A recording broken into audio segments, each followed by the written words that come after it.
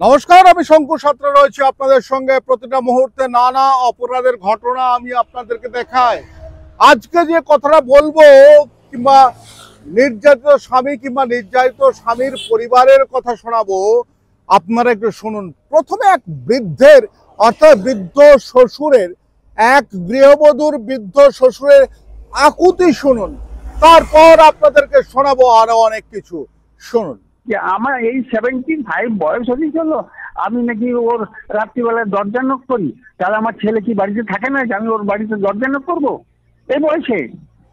তো আমি ওকে নিতে চাই না, কারণ আমার মেয়ে জামাই থাকে কলকাতায়, ওরা আসে খুব কম, কারণ যেহেতু ওর মা নেই, কে বাড়িতে রান্না করে খাবে?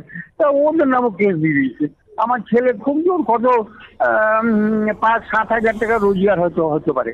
তো আমাদের গাড়ির তেল খরচা, গাড়ির একটা ইএমআই চলছে, মানে জ্বালিয়ে মারছে, দিচ্ছে আমাদের সুসাইড করতে হবে দাদা, কিছুই করতে পারছি না আমি। 75 বছরের বৃদ্ধ তিনি। দেখুন, আমি সাধারণ একজন কন্টেন্ট করছি কিংবা আমি একটা নিউজ পোর্টাল চালাচ্ছি, আমি শঙ্কু সাত্রা। আমি ছিলাম মেনস্ট্রিম মিডিয়া থেকে, সেখান থেকে চলে এসেছি, আজকে চালাচ্ছি। তিনি কিন্তু ভরসা করে আমাকে ফোন করছেন এবং তার বৌমা যেটা করেছেন সেটা কিন্তু বললেন যে তারা বৃদ্ধ মানুষ, 75 বছরের বৃদ্ধ, তিনি নাকি তার বৌমার দিকে অন্য ধরনের আচরণ করেন, সেরকম ধরনের অভিযোগ থেকে আরম্ভ করে সমস্ত কিছু করেছেন। আচ্ছা, ভাবতে পারেন আপনারা, ভাবতে পারেন আজকালকার দিনে যে সমস্ত মহিলা রয়েছেন, যে সমস্ত গৃহবধূ রয়েছেন, যারা এই ধরনের অভিযোগ করছেন, তারা কেন করেন? আপনারা কি হিস্টিরিয়া রোগের সঙ্গে যুক্ত নাকি? আপনি হিস্টিরিয়া রোগ আছে নাকি? আপনারা কি ভাবেন একটি ছেলেকে 498 কেস করলেই এবং তার বিরুদ্ধে মেনটেনেন্স মামলা করলেই চলে যাবে? একটা র্যাপিডো চালায় যে একটি ছেলে, র্যাপিডো চালায়, 10 বছর আপনাদের আগে বিয়ে হয়েছে, 10 বছর আগে আপনাদের বিয়ে হয়েছে, তখন তো জানতেন, ছেলের সম্বন্ধে খোঁজ নিয়েছিলেন। খোঁজ নিয়ে আজকে আপনার মনে হয়েছে যে অধিক টাকার প্রয়োজন। আরে প্রয়োজন তো আপনার থাকতেই পারে, গেছেন, যান না, তবু কেন বলুন তো? যাওয়ার আগে একটু চুলকে দিয়ে যাওয়া, এ চুলকানো সে চুলকানো নয়। কিন্তু আমি বলছি যে সমস্ত গৃহবধূরা এটা করছেন, দেখুন, আমি আপনাদের আবার বলছি, আমি সোশ্যাল অ্যাওয়ারনেসের জন্য এই প্রোগ্রামটা করি।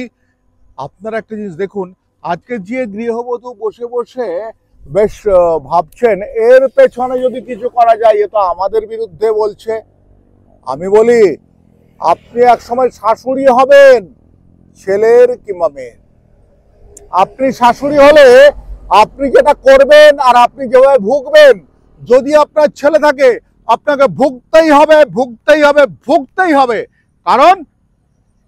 কারণ মনে রাখবেন, পৃথিবী গোলাকারে চলে এবং প্রত্যেকটা ঘটনা এরকম গোল গোল করে চলে।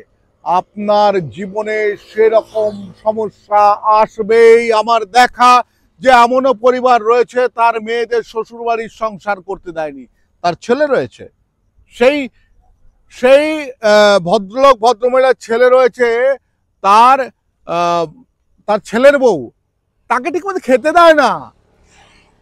তিনি আফসোস করেন, আমার ছেলের বউটা না আমাকে দেখে না, আমাকে গেলে বাসি জিনিস খেতে দেয়। আরে আপনি বোঝেন না? আপনি কি করেছেন? আপনি জানেন না? আপনি আপনার মেয়েদের সংসার করতে দেননি, যার জন্য কিন্তু আপনার ক্ষেত্রে এই ধরনের ঘটনা ঘটছে। আজকে দুর্গাপুরের ঘটনা, সত্যি 75 বছরের মানুষ, 75 বছর বয়স্ক মানুষ, একটা বৃদ্ধ মানুষ, তিনি মামলার জালে ঝুলছেন। তিনি জানেন তার বয়স প্রায় শেষ, নিঃশ্বাস শেষের পথে। তিনি জানেন যে তার ছেলেটাকে কোনোভাবে কিন্তু তিনি বড় করে দিয়ে যেতে চান। আর তিনি বলছিলেন তার বৌমার মা, তিনি একটি কোথাও সরকারি জায়গায় চাকরি করতেন, সেখান থেকেও তার টাকা রয়েছে। বৌমার মা তার শ্বশুর বাড়ি থেকে, তার স্বামীর থেকে টাকা পয়সা নিয়ে এসে বেশ মোটা একটা টাকা বানিয়েছেন। এবার এই মেয়েটাকে নিয়ে যাবেন, মেয়ের জন্য কিছু টাকা নেবেন।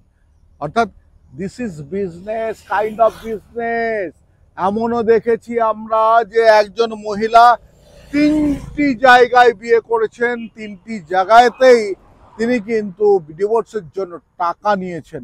ভাবুন তো, যখন একজন একজনকে বিয়ে করে তখন বলে আই লাভ ইউ, তার সঙ্গে একেবারে পায়ে মানে মোজা থেকে আরম্ভ করে মাথার ওড়না সবই পর্যন্ত খুলে দেয়, শুধু গয়না পরে শুয়ে থাকেন।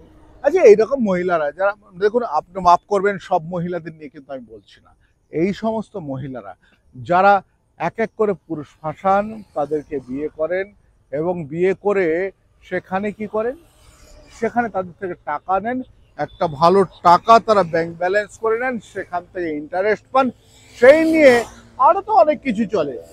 আমি দুর্গাপুরের ঘটনা বলছি, দুর্গাপুরের যে ঘটনা বলছি তাতে কিন্তু আপনারা চমকে যাবেন, চমকে যাবেন।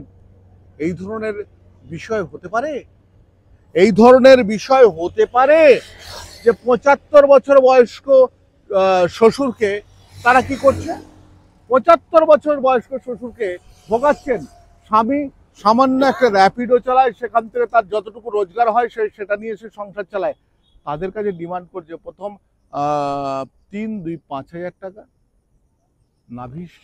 নাভিশ্বাস উঠে যায়। তারা বলছেন, অর্থাৎ বাবা ছেলে বলছেন যে আমরা সকালবেলা ছাতু খেয়ে বেরোই এবং সারাদিনে যতটা কম খরচ করা যায় সেটার জন্য বেরোয়। কেন? একটাই কারণে তারা বেরোয়, মাস গেলে টাকা দিতে হবে। এবার যখন এই এন্টারিম পিরিয়ড থেকে, অর্থাৎ যে মামলাটা করেছে মেনটেনেন্সের জন্য, সেই মামলা থেকে এন্টারিম পিরিয়ড থেকে যখন ফাইনাল হয়ে যাবে, তখন যে টাকাটা দিতে হবে তাতে কিন্তু তারা আতঙ্কিত। আরে আমাদের আইন রয়েছে, আতঙ্কিত হতে যাবেন কেন? স্ত্রী যদি মনে করেন, স্ত্রী যে অভিযোগটা করলেন, আমি অভিযোগটা পড়েছি, সেই অভিযোগে যা যা রয়েছে, আরে এটা কি কোনো অভিযোগ হতে পারে? আপনি ভদ্রমহিলা, এটা কোনো অভিযোগ হতে পারে? আপনি বলুন তো। আইনে এইসব অভিযোগ ধোপে টেকে না। সেই অভিযোগ করেছেন, একটা 498 হয়েছে, কেস হয়েছে, কেউ গ্রেপ্তার হয়নি, তারা কিন্তু বেল হয়ে গেছে প্রত্যেকের। প্রহসন, 498টা কি একটা প্রহসন মাত্র? যেটা করছেন সেটা একজন মানুষ, মৃত্যু পথযাত্রী মানুষ, তাকে কি করছেন? এইভাবে ঠকাচ্ছেন আপনারা। এইরকম যদি ঠকাতে থাকেন তাহলে কিন্তু ভবিষ্যৎ কিন্তু খুব খারাপ। প্রত্যেককে একটা কথা বলছি আপনাদের, আপনারা যেটা করছেন সেটা কিন্তু খুব খারাপ করছেন।